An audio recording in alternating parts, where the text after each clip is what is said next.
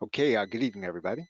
Good evening, and welcome to our DFY live masterclass for selling PLR. And so, without further ado, let's get right into it. And if you have any questions, please feel free to write them in the box, and I will take them. And I'll probably just cover them after the session is over. Okay, so let's get started. We're going to talk about how to profit and leverage your expertise and your experience to create and sell PLR. And this is going to be a different way of looking at creative PLR because we're not just talking about the process of creating files or going to outsource articles or writing the articles or creating videos. There's a process that goes behind this that's going to be important if you really are going to do this. And so we're going to talk about it from this context. First, we want to talk about understanding what your value is, how that's worth and what it means in the market, and really trying to look at this beyond what you can see. When you go to the market, you're going to see PLR being sold, and you're going to think, well, everything is going to be based on what I can see, how I can fit into that market. And there's more to it that if you can kind of determine what your value is and what you really bring to the marketplace, you don't really have to be bound by what you see in the marketplace. You're really going to be bound by what you can tell the market is wanting. So yes, and to some degree, you do need to see what's actually working. You need to see what's selling. But at another point, you really do have to also understand what it is that you can add uniquely and what you can bring to a market that's going to be looking for something. And so the real world value and potential value of your store of knowledge is probably going to be how you can differentiate yourself. And one is going to be solely based on an audience model. So in other words, what you bring to the market, you can, if you can build an audience, that's going to be the way you're going to be able to create information and be able to generate a profit. So in other words, when you have an audience business model, what you're doing is you're gathering people together. And whether it's a podcast or a YouTube show or some way where you're basically getting people to listen to you or to read you on a regular basis, that's one way to profit from your knowledge and expertise. Somebody wants to hear what you have to say. Somebody wants to read what you write. Somebody wants to hear what you have going on inside of your brain. And basically, that typically is going to mean that you're going to have some exposure in the public eye. When you can do that, I mean, you can sell books and products as a result of your exposure, as a result of your status. I mean, that's one way to sell information. And when you think about it this way, you could share help with people, but that's always going to be secondary to your status. It really is your status and your position in the public eye that's going to bring you the benefit. And the more you can get prominence, the more that you can sell products to the people that are going to be looking for them. And so this is going to be one way of being able to develop your work. And you're going to be selling some kind of advice or information if you can be in the public eye. And so the problem with this is that it's going to be short lived. And when you think about it, it's never going to be based on the value that somebody sees and what they're getting from you. It's going to be based on your status. And so you don't necessarily want to depend solely on your status because that status can be fleeting. You want to be able to kind of do it based on their need to get information and the fact that you can solve it. You don't want to have it solely be based on their connection to you and having to see you in what it is that you're doing. Now, again, if you have an audience and you can gather that audience around things that you say and do, I mean, that's a way to be able to monetize, and you do that with sponsorship. You're not going to do that by giving advice. You're basically going to give people access to the fact that you can gather people together around what it is that you're saying and doing. And so your job really, if you're going to monetize information, is to gather the audience and then to get the attention of sponsors, right? That's one way to take your expertise and to be able to monetize that expertise by getting people to see how you get this audience together.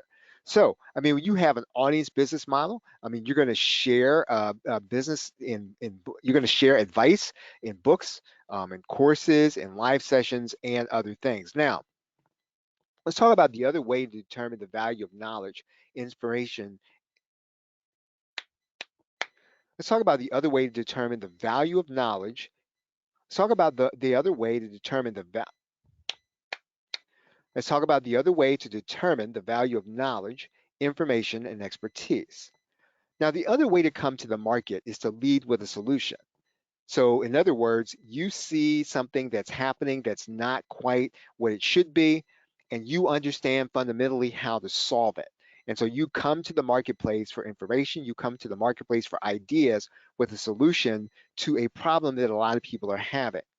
And so then when you do that, your personal story is secondary to the need of the person who's looking for that information.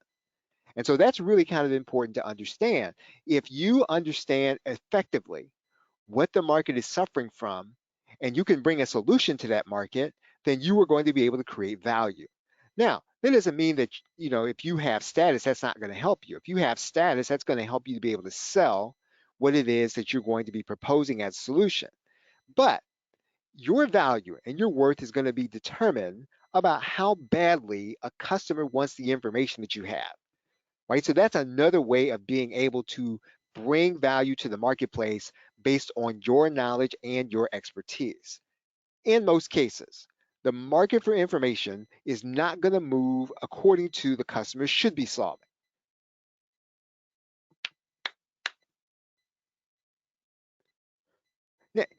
In most cases, the market for information is never going to move according to the problems the customer should be solving.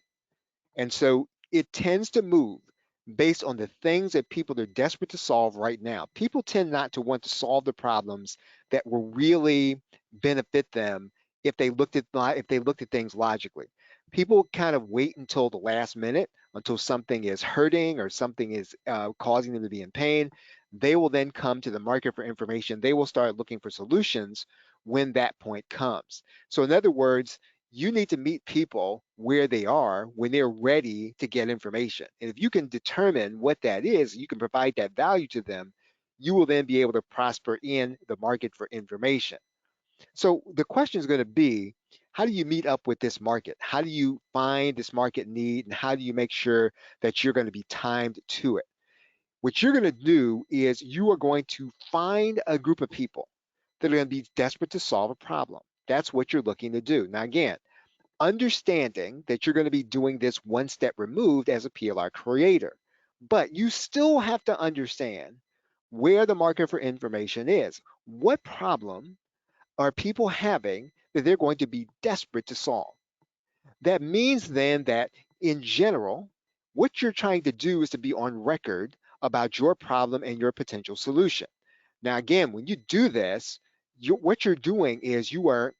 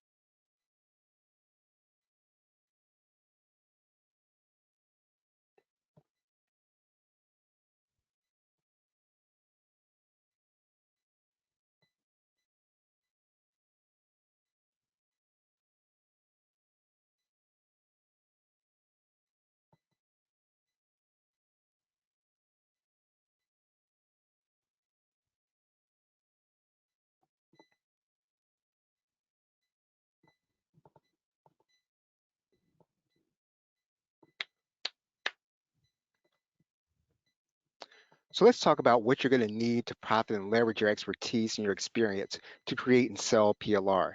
And probably the most important element you're going to bring to any product that you're going to sell are going to be those unique things that you can add to any particular product or service. And it doesn't mean that every time that you create some kind of PLR that it's going to be something that you personally put in. In some cases, you're going to be outsourcing content. In some cases, you're going to be adding little pieces. In some cases, your training is what you're going to add to it. But still, the number one thing that you need to add, and you got to be thinking about is you've got to be able to bring something and add something to the table when you bring something to the customer, especially when you're going to sell PLR and if you're going to sell beyond one launch. And so I want to talk a little bit now about what's going to be needed for you to be successful as a content provider, because that's what you are as a PLR seller. And this is going to be a 50,000 foot view. And it's more of a mindset that you're going to have because anyone can gather together and outsource content. And that's part of the problem. If you think that you're just going to dance into the marketplace and drop some content in there and everyone's going to love you and everyone's going to buy a bunch of copies, that could happen, but it's very difficult to sustain if you don't fully understand the dynamics of the market. And what we're talking about here is the mindset that will help you to succeed with the market dynamic being what it is. Now, when you choose to sell private label rights content, what you have to be willing to do is you've got to be willing to take your best ideas, you've got to be willing to create around those ideas, move fast on them, and leave them. And so the tendency tends to be that when you have a really good idea, because it's going to be different than if you have ideas as a non-PLR creator, because what you're trying to do is you're trying to give people content for them to be able to use in order for them to sell. And so they've got to be able to recognize this as a good idea almost at the point at which they see it. And so those good ideas that you have that you tend to kind of hold out until the best possible time or to that perfect time, your instincts don't work that way when it comes to PLR. You've got to take those best ideas and you've got to put them into a PLR product and you've got to make it available and you've got to move on to the next one and just get a new idea. Part of being able to be a good PLR creator is to come up with good ideas, is to see the marketplace. And there's something about letting go of your best ideas, bringing them to the marketplace, giving them and making them available to people with private label rights. You almost won't get a new idea if you tend to feel like, I got to hang on to this idea until the right time. What you got to do is when you get a good idea, you make it available, you go to the marketplace with it, and then you access a new idea. So your instincts have to work almost in the opposite way than you would if you're just a regular information products creator or seller. And so when you decide to become a content provider, what you're doing is you're trying to give people something that at the first glance, at their first hearing, that they know exactly what they're going to do with it. They know exactly who they're going to sell it to. And if you can get people to see that upon hearing what your product is or hearing the name of the product, then you're going to be a good product content provider over time. If you tend to be the kind of person that kind of holds back your better ideas and you kind of put one forward that isn't necessarily your best idea because you're holding back some of the better ones, you're going to struggle. And so, again, the best way to become a content provider is to bring your best ideas to the marketplace. You probably will at times guess wrong about the market. So sometimes you will bring an idea forward and it will be wrong and the market will not like it. And you can't be the kind of person that if you bring a wrong idea to the marketplace and the marketplace decides they didn't want it and they don't want what it is that you brought, you got to then be able to go and get the next idea and to bring it forward with your next PLR release. And that's the attitude and the mindset you're going to have to have. You're going to guess wrong a lot, and so the key to the whole thing is to be ready with another release whenever your interval is. It doesn't have to be weekly, it doesn't have to be bi-weekly, it can be monthly, but you've got to then be ready at the next interval. If you launch every month and the at the first week of every month, then make sure that at every first of every month that you're ready to go with something new. And so sometimes those ideas, they're going to work, and other times they're just not going to work. And so you've always got to have your best ones available. And then you move on to the next one. You can't save ideas.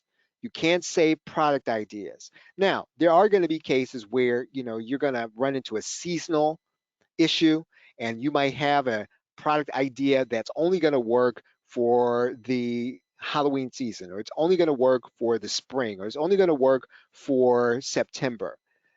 Those are cases where, yeah, you're going to hold on to something because those are going to be seasonal. They're going to be based on a particular point in time. But in general, if you've got a good idea and it comes to mind, you want to go ahead and move on that idea and bring it to the marketplace, especially if you think people are going to want it and people are going to buy it from from the person that you are providing the content to. It also means you're going to have to feed your brain. And so whatever the source is for your best ideas, you're going to have a channel into those sources. That's going to be very important because whatever you use in order to come up with good ideas, that's the thing that really needs to be working. And your mindset has to be to feed that part of whoever you are in order to produce that level of content. So if you're going to have and see the future of content creation, you're probably already seeing that a lot of people are creating content and using content and relying on content with artificial intelligence.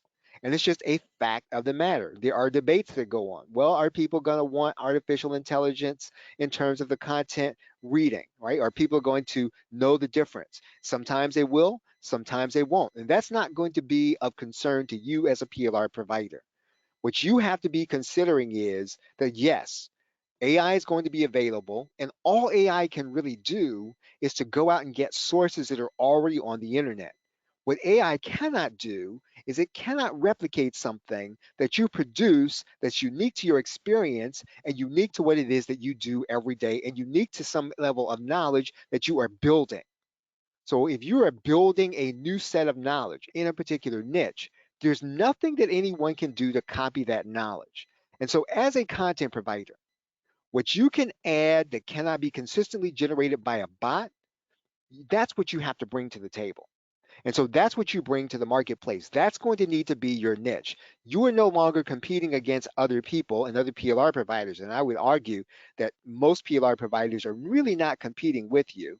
They're really competing necessarily alongside of you, because most PLR providers will probably promote you to their audience. And so PLR providers are like every other internet marketer and information marketer. If they feel like what you have is going to help their audience or will cause them to generate profit, they will then promote you to their audience. That being said, you are no longer working alongside of just them. You are now working alongside of basically robots. And so all the robot can really do is to go and get something that's in existence. What a robot cannot bring to the table, how a robot cannot add value, is that it cannot add value to something that you create uniquely on a regular basis from your own experience and from your own deep knowledge on subjects. What you're going to have to do is you're going to have consistency of delivery. And so in order to have consistency of delivery, you're going to have to be doing something on a regular basis. That's going to be very, very important. And so what you've got to do as a PLR provider is get the market used to a regular schedule and a pattern of delivery. And that's the way that you go about being a content provider. In other words, you come to the marketplace on a regular basis and you come with something that again is going to be unique. You're going to be coming with something that you're going to be basically adding out of your experience or adding out of your knowledge. You will then be able to come to the market on a regular basis and set up a pattern of delivery. What you have to understand about the PLR marketplace in general is that it has low barriers to entry.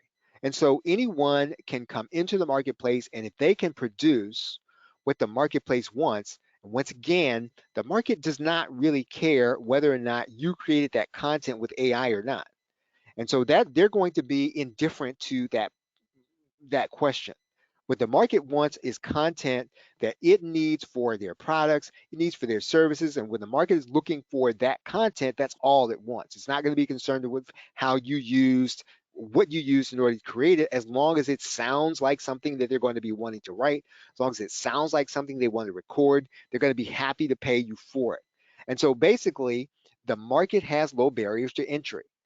And so because of that, what you have to do is overcome low barriers to entry. There are always going to be people that are going to come to the PLR marketplace in order to compete, and they're going to compete and they're going to come in and out in some weeks and some months.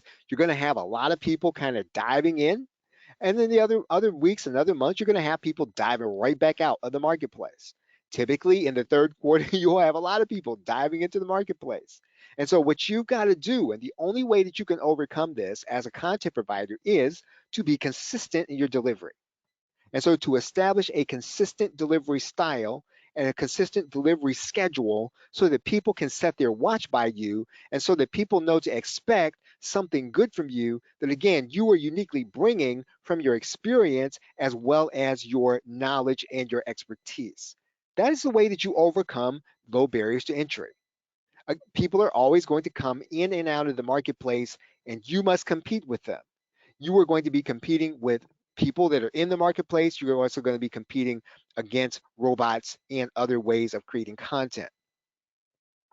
When you come to the marketplace as a PLR provider, what you have to do is you've got to determine a gap in the marketplace. You've got to be able to see a gap in the marketplace for information and digital products that you can fill consistently. Now, I'm not talking about a market idea. I'm not talking about a product idea. I'm talking about a gap in the marketplace. What's not being provided? Doesn't mean you have to stay there, but you basically need to see, and this is going to be the most difficult part of being a consistent PLR content provider. Understanding a gap in the marketplace, deciding that you can be the one to fill it consistently because you have the expertise in order to do it. Even if your expertise is making sure that you outsource to the right people to bring that content to the marketplace.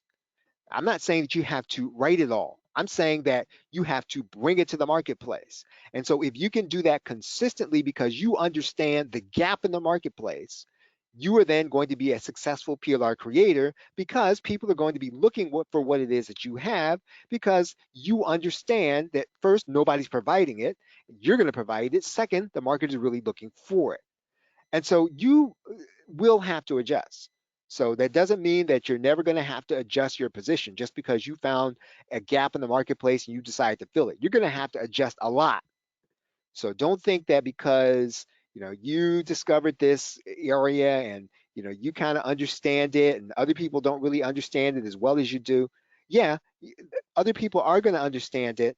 You are going to have to adjust at some point. And so that's understanding how to bring your unique talents and your unique effort to the marketplace when you are selling PLR.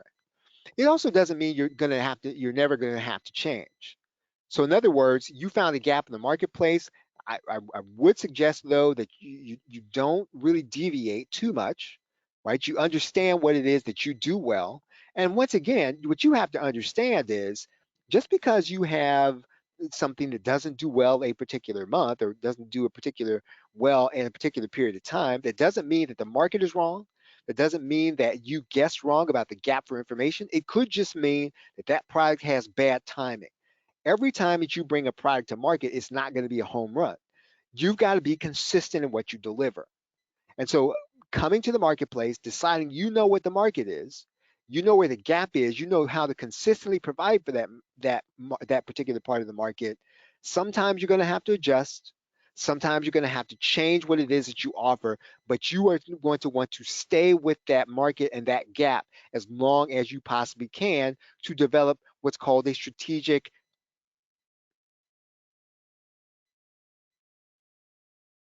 competitive advantage. Now, it also means you've got to recognize what you can consistently offer and what people are going to want in terms of content. And so part of being a PLR creator is you've got to be able to see one step removed. And so once again, the most important part of this is that your customer, the content creator, they've got to be able to see all in one glance when they hear your product offer, when they hear what your PLR is about. In most cases, people may not even be looking at the sales letter when they buy it. That's going to be the power of your being consistent in the marketplace, is making sure people understand what they're getting when they get it from you first. Secondly, that they instantly understand what they're going to do with that offer when you make mention of it. That's how you know that you've got an idea that's really going to be helpful, that people are going to be willing to buy. Now, the other thing that you're going to have to do, and this is going to be kind of important, and this is going to be more important even than your product idea. It's as important as finding a gap in the marketplace, and that is being able to apply basic marketing principles. And that might not sound very exciting, but it is important, and it will make the difference between whether you're going to generate sales on a continual basis and whether you are not, going to. What are those basic marketing principles that we are talking about here?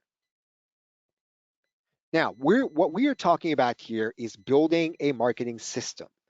That's what we are talking about doing. You have to build a marketing system. And basically, a marketing system is going to be about getting the customer to see your offer and the need to be systematic to the best of your ability. So basically,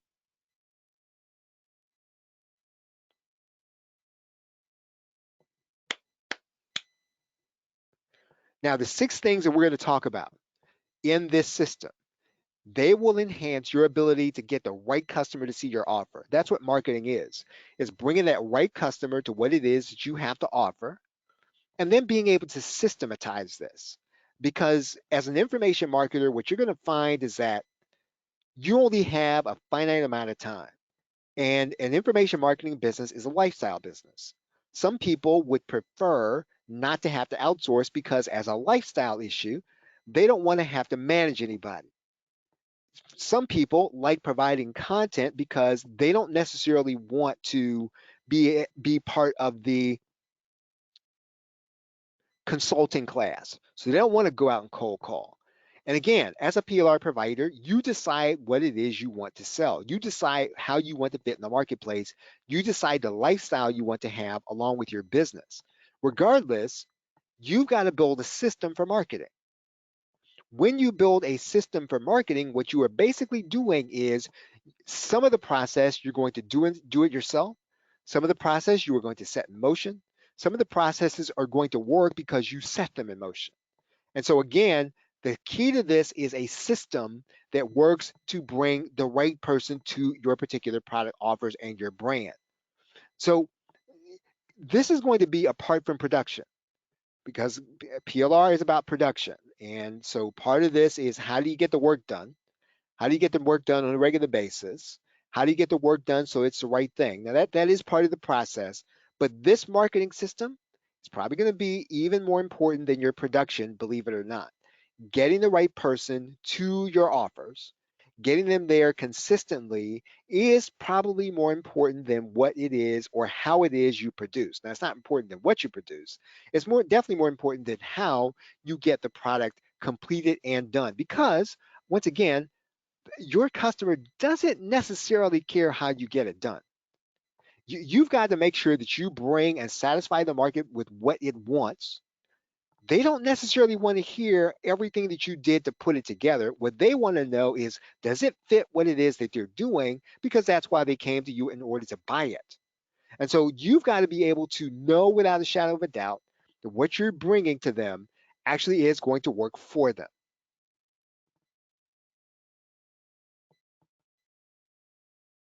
And so you've got to know without a shadow of a doubt that what you're bringing to them is going to work for them. One of the first elements that you're going to have at the brand level and at the product level is a unique selling proposition. Every product that you release should have something that people cannot get from other PLR creators, that they cannot get other places in the marketplace, that they cannot get most immediately from your direct competitors. You've got to bring something to the marketplace. And so, yes, in some cases, the fact that you found the timely set of articles, or you found the timely subject that people want to have in video content, that's great. However, over time, you still need to have something that people know that they can only get from you, because you're going to generate some sales as a PLR creator because you produce something, a particular part of the process, you do it extremely well that people cannot get elsewhere and people don't want to produce. Now, that doesn't mean that people will not come in and try to compete with you. But again, what you're trying to do is you're trying to establish, both at the product level and at the brand level, something unique about what it is that you do. Is it going to be the fact that you do training on a regular basis? Is it going to be the fact that you add expert interviews?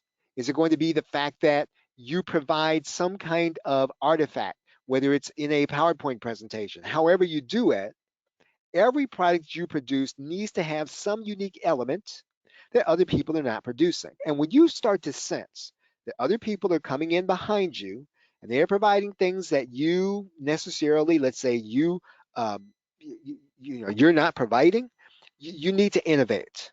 Right? You don't need to compete all the time, but you need to create, and you need to create something unique, again, that is sustainable, that's competitive, and that you have an advantage in.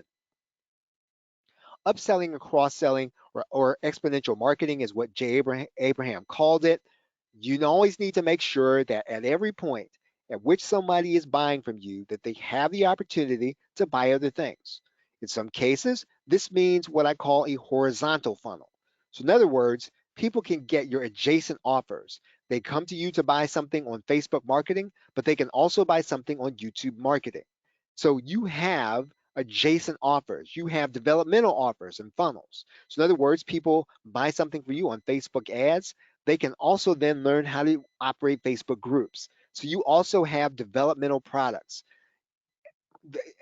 At a particular point in time, depending on how your sales process is, you also have an upsell and cross sell or bump offer when people make the first purchase. In other words, they come to your page, they decide they're going to commit to what it is you're selling, and you're going to give them the opportunity to either generate more happiness or to generate more results by giving them something else that you know is going to benefit them, based on the fact that they've already made the commitment to purchase, based on the fact that they've made the commitment to purchase your first product.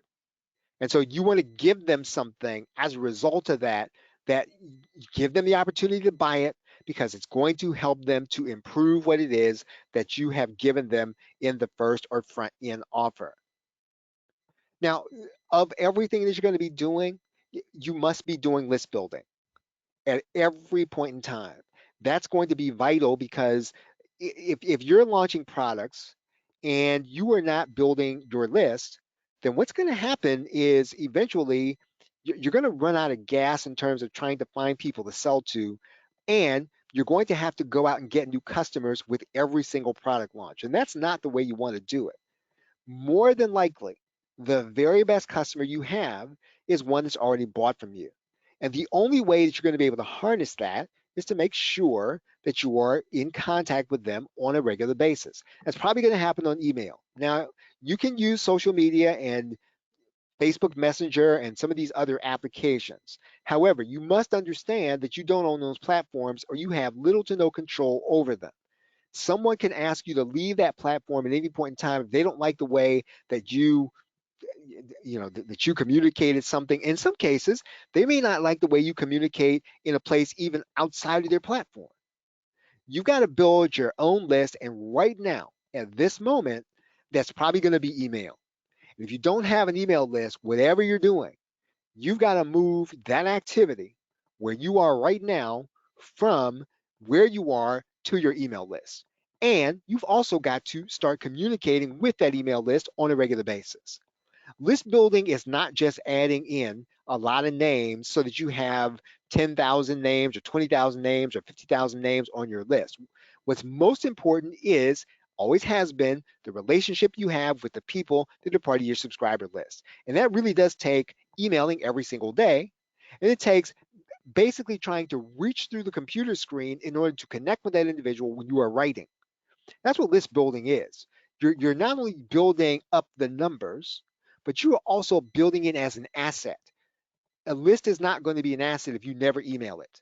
So if you have a big list and you've got all these thousands of names, but you've never sent an email and you're just kind of waiting for that right time, and you're waiting for that day, it's not going to work.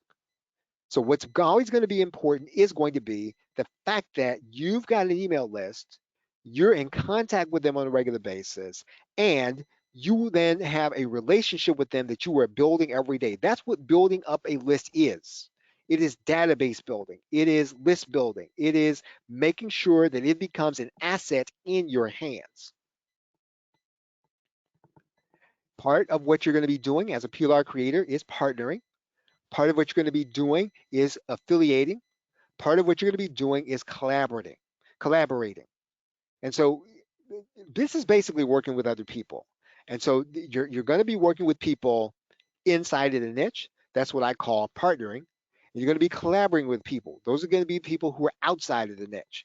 So basically, what you're doing every time you work with someone else is you expand the number of ways that you can connect with other people. You expand the number of opportunities you have to meet different audiences. All of that is going to be important as you begin to become a PLR seller. You have to have a network. And you can't always fully depend on your affiliate network, because your affiliate network is going to go where they can make the most money. And they're going to make the most money at a particular point in time. You can't necessarily follow that market. You've got to make sure that you are building partners and affiliates, and that you are collaborating with people outside of the niche, always growing your influence. And again, this is going to be the easiest way to add people to your list. It's going to be the easiest way to add people to your audience by making sure that you have the audience, that you have people that are promoting you, that you have people who are talking you up, that you have people who are putting you on their podcast, you have people who are putting you on their video show, and you are working with them so that, again, you're helping them to create content in some cases, but they're also helping you by giving you exposure. And so partnering, affiliating, and collaborating, all of those three things are important. Now, you need to develop good relationships with your affiliates, because your affiliates are going to bring most, if not all, of your traffic to your affiliate offers and to whatever it is that you're producing as a PLR seller. In most cases, it's going to be about your relationship with the affiliates. And so you must systematize this. This is another difficult part of this process, is that it cannot just be that you're going to spend all day on Messenger and all day on Skype with every little JV partner and everybody who wants to talk to you about their problems and their next launch. That works for them. It's not going to work for you.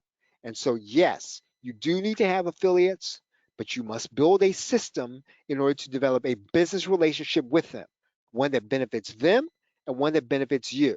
If it does not fit within your system, you've got to be careful about adding your activity to being in contact with people that are not going to add to your system. For example, you can have a very big JV in one particular market or niche, someone who could change your business by promoting for you once. But if you spend all day, every day, talking to that person, having conversation with them, finding out about their kids and commenting on their social media posts and bringing them basically to a point in your business that you should only be reserving for people who actually bring you sales. So some cases you're after an affiliate that could bring you sales instead of working with the people that are actually bringing you sales. Now again, all we're talking about doing is making sure that you're systematizing your affiliate contact, that you're systematizing the relationships you build, you're systematizing how it is that you go about working with affiliates. And collaboration is basically stepping outside of your comfort zone, talking to people, and this works extremely well if you have some medium like a blog or a podcast or a video channel. because that's the easiest way to collaborate with somebody who's not in your market. You got to be able to bring them some kind of value. Easiest way to do that is to say, hey, I'll have you on my show, my podcast, or my blog. Do you have something as an affiliate that I can promote for you? Right? That's probably going to be music to their ears. They're happy then to help you to create the content. They're happy to collaborate with you. In many cases, they're happy to tell their audience about having met you. And then the fact that you've got something going on that they need to come to. So again, collaboration is for people outside of your market. Partnering is for people within your market. Let's talk about partnering for a minute. In some cases, a temporary partnership for a product can be a very good thing. Now, you got to be careful about turning partners into a permanent aspect of your business. If unless you know that person extremely well, unless you know that you both have the same outlook on what it is you're trying to do, and also that whatever system you're using, it's so transparent that you know exactly what you're earning, they know exactly what they're earning, and that as much as possible, you want to use a system that's going to be hands-free in terms of you getting what it is that you've got coming to you in order to be paid, right? I think Warrior Plus does that. I think JVZoo does that. ClickBank does that. Basically, you've got a system where if you've got a partner, they don't have to guess at what they're earning on a particular sale. You don't have to guess what they're earning, and then you don't have to handle the payment. That's what's going to be most important. So again, all four of these elements are going to be important as you develop your system. Now, I do want to say a little bit about status again and direct marketing. Your status does matter, and it probably shouldn't be, and I wish it wasn't this way, but it matters. Some people are going to buy some things because you are high in status. So whatever you can do to raise your status. Now, I'm not saying that you got to hang out all day, every day on social media. That's not what I'm saying. What I am saying, though, is you do need to raise your status. You do need to go from kind of who you are to be known as a personality. One of the easiest ways for you to be able to do that is to do some kind of weekly training, do some kind of podcast where people can hear your voice, see your face, and associate you with what it is that you are getting people to buy. Your status matters. So you've got to build something, right? I'm not saying that you have to be on camera or that you got to have your face. If you don't want to have your face on camera, that's fine, but you've got to build something. And so if you're, let's say, shy and you don't necessarily like to be seen and heard, then write a blog. Then start writing a blog. In other words, something you've got to do in order to raise the opportunity for people to see you in a better light or a higher light than just you. So yeah, part of direct marketing is going to be status. Yes, you need to make sure you've got secure urgency in your offer. Yes, you've got to make sure you've got scarcity in your offer. Yes, you've got to make sure you've got bullet points, all that stuff. But a lot of those things are set in motion so that those statements that you make in terms of copywriting, they work when you have status. They work better when you have status. The higher your status is, the better all your direct marketing is going to work. And so the world is like this. It shouldn't be like this. It shouldn't be that you've got to be a personality or you've got to be a somebody in order to get everything to work for you. It shouldn't be that way. I understand that. It just does. And so to the best of your ability, make sure you raise your status on a regular basis. Educational and community marketing. As you get customers, as a PLR creator, you need to train them. You need to make sure they understand how to use your content. You need to make sure how they're going to generate profit with what it is that you're selling. And if you don't know that, you got to go find that out. In some cases, it may be on your sales page, but you've got to show people how it's going to work. It's your responsibility. Basically, the more that you can appear, the more that you can show up and be basically on their side.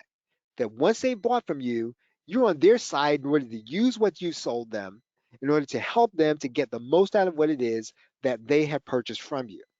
And you do that with education. Education is the easiest way to be able to do this with your customers and your prospects. And this could take the place to, and this could be a weekly webinar. It could be a weekly Q&A. It probably should be weekly. It probably shouldn't be any less than that. And it doesn't have to be long, it can be 15 minutes. I mean, you can get away with doing, let's say, a YouTube video or maybe a brief podcast. You can get away with those things. But really and truly, if you really want to build, first of all, your status, second of all, have education work so it's working for you, you've got to do a weekly training. And you do that weekly training with the people that are buying from you, and you show them how to be a better customer. How do you show them how to do that? By getting the most out of what they've already purchased from you. Because if they get the most of what they've purchased from you, they're going to come back for more of it. And so basically, your job and your training is to help them to become the best them they can be with your stuff, right? And so again, understanding that if you can do that consistently, you'll probably be able to can get people to come back to you consistently because again, the best customer you have is going to be the customer that's already buying from you. Now, what you're trying to do as a PLR seller is you're trying to get to the point where you're going to be an occasional seller. You're trying to get away from being an occasional seller, and you want to have a system that makes you a consistent seller. And the only way you're going to do that is to build these marketing principles into a system. So again, your system should make sure that every product you do is going to be unique. Your system should make sure that your brand is unique. Your system should make sure that you're always adding an upsell or cross sell. Your system should make sure that in everything you're doing, you're list building. All of these are systematic. And so you've got to build them to a point as much as you can that you automate a lot of these things. Even educational marketing. Not everything has to be in person. Now, obviously, if you can be in person, you can do some of your training. That's going to be great. But you should also have some training that's automated, that people get to, that people see. And if you've got to do things like create a YouTube video or some kind of training, at very minimum, automate the process of spreading it around social media. Don't try to do all that yourself. You want to make sure that to the best of your ability, a lot of these things are going to be systematic. Anything you can build into a system is going to be helpful in terms of building you into the kind of information marketer that's not going to be an occasional seller, but you're going to be a consistent seller. So you want to go from occasional to consistent. That's basically what we are trying to do when we build out what it is that when we build our PLR system. Okay, are there any questions? Any questions?